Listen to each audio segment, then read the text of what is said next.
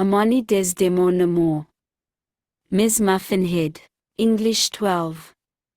July 4, 2023. A Southern Barbadian American Chick's Dilemma.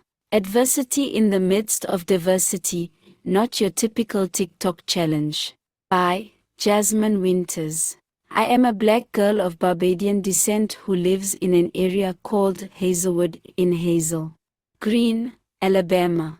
The landscape is a vast juxtaposition of the voluntary cafeteria set up at Hazelwood High. Every morning on the bus as I venture to school, we pass a power plant, pumping immense amounts of black smoke into the air out of these huge funnels on the left and a huge field of white cotton synchronously blowing the same direction of the wind on the right.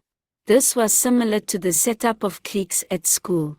During lunchtime in the cafeteria, it was common to witness primarily black students often seen congregating on the left, whites congregating on the right, and other races sprinkled on both sides of the cafeteria. For proper context, there were some black and white students who sat on opposite sides aforementioned. It wasn't like this because we didn't get along or as if a subliminal race war was happening. It's just that the majority of us attended the same churches or grew up in the same neighborhoods, either in or nearby Hazelwood, so we just gravitated towards who was familiar to us during lunchtime. Hazelwood High's cafeteria resembles a food court at a mall. It has a Starbucks, buffet-style salad area, snack bar, pizza parlor, and a la carte area, and flat-screen televisions. Even though Hazelwood is a rural area, parents fight hard to ensure our school has the most elite factors as previously mentioned that were more so aligned with the suburban schools such as ensuring all students had school-issued MacBooks, well-equipped laboratories, well-stocked libraries, and advanced technology.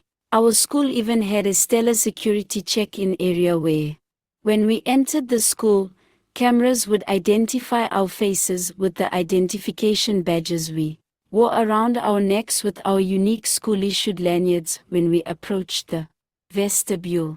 This was drastically different than our rival school, Bermuda Blueford High. It was the complete opposite of our school. The demographics consisted primarily of blacks and Latinos. Parents were not able to financially invest or be as invested due to low socioeconomic factors, immigration concerns, and language barriers. Their school's foundation was built in the 1950s. The only renovations they had undertaken were the updates of their bathrooms and gymnasium, as well as the implantation of a police department inside the actual school. My friend, Gabriella, who attends Blueford, said to me one time at a track meet, the only reason they did the bathroom and gymnasium upgrades was to keep their athletic programs going. Athletes complained that the toilets were rusty and the gymnasium ceiling was caving inwards. The area superintendent added the police department because many teachers were quitting due to the lack of security and fights. There are at least 3 fights a day. I asked myself, how can some students be so furious at 7 a.m., like seriously, who hurt you? I barely have enough energy to go and grab their whack breakfast. Regardless of our circumstances, all of my friends are seniors who want to leave Alabama, yet we just do our best to make our high school experience memorable. Speaking of memorable, there is one moment I, along with possibly the entire 10th grade, will never forget at my school in the cafeteria. On my sweet 16th birthday, I remember sitting in the cafeteria with my track mates Madison, Zai, Zara, and Mallory. Iko was there by default because he is rather reclusive, yet he was one of the track coach's assistants, so I'm assuming we were the closest thing to his comfort zone. He was always calm, cool, and collected. Madison sneakily left our table and re-entered with some homemade strawberry-flavored cupcakes topped immaculately with buttercream filling. "Happy birthday, Amani!" Maddie screamed excitedly as the rest of my friends joined in unison. "Oh, thank you, Maddie and everyone." "Maddie, I would say you shouldn't have, but these are my favorite and I do not want to start the year off lying." I chuckled. Reciprocating the laughter, Maddie replied, "Good. I would have been heated. My mom and I were up until 1 a.m. having to bake these, but anything for my bestie," as she began passing out the cupcakes to everyone at the table and gave out the extras to those who coincidentally begin walking by our table, who I internally and sarcastically questioned their ability to walk near us, granted being in their own bubble most of the time. We are in the front near the television protruding out of the wall above the stage, and I can manage to see the closed captioning and hear the news reporter from the television in the midst of high school banter animatedly say, "Breaking news. The U.S. Supreme Court reverses affirmative action."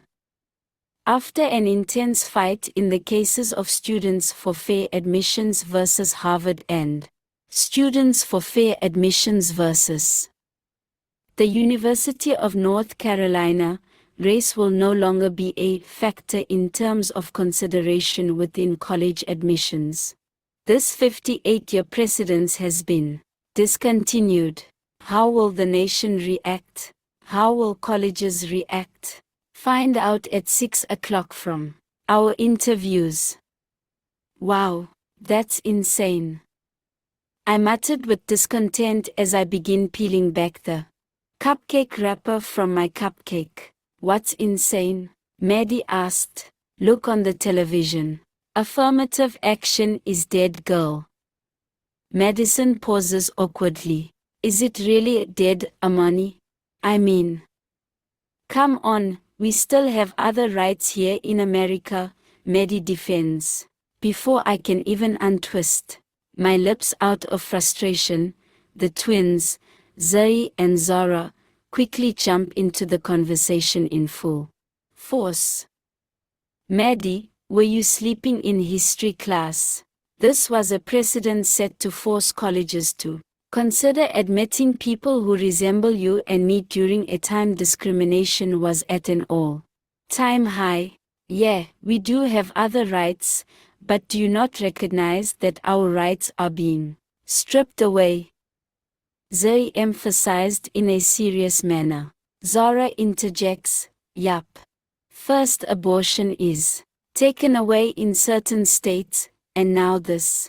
What's next? Slavery. I mean, how much further back is the United States of America going to go? Geez. Wait a minute, wait a minute, wait a minute, wait a gosh darn minute."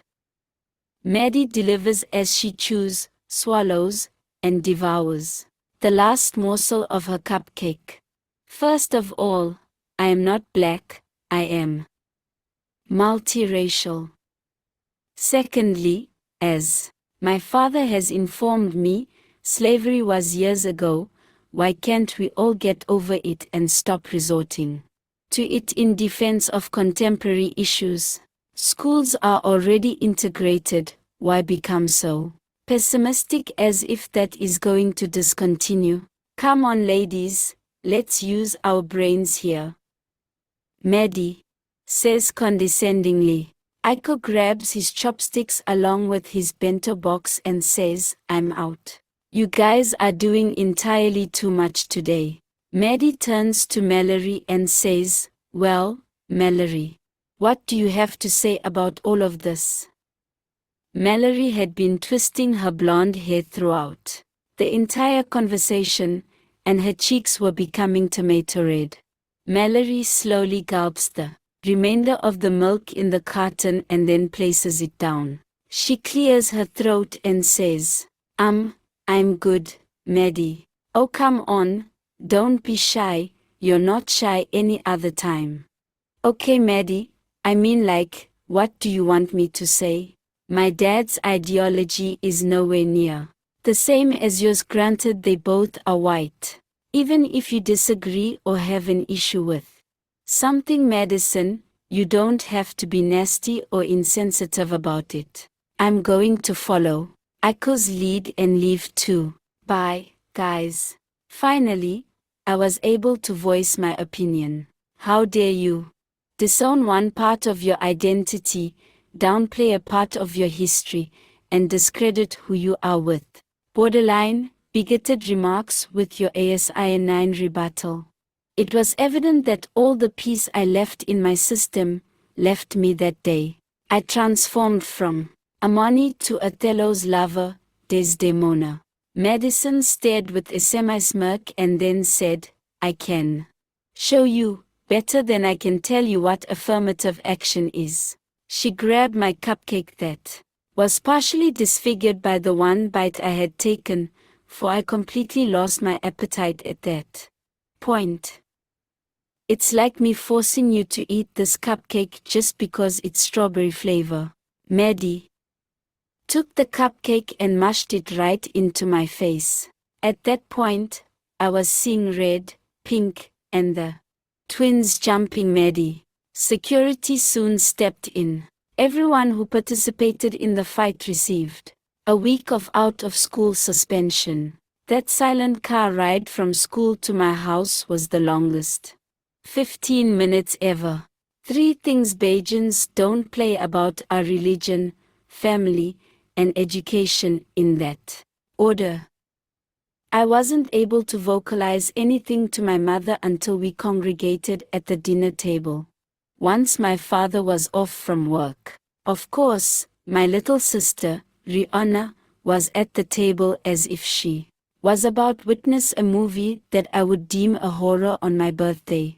At the dinner table, I explained in detail as honestly as possible regarding the catalysts, motives, and actions of my behavior, coupled with the ASMR, autonomous sensory meridian response, from the onomatopoeia of chews and silverware clashing of glassware as we ate flying fish, cuckoo, macaroni pie, pepper pot, fish cakes along with rice and peas.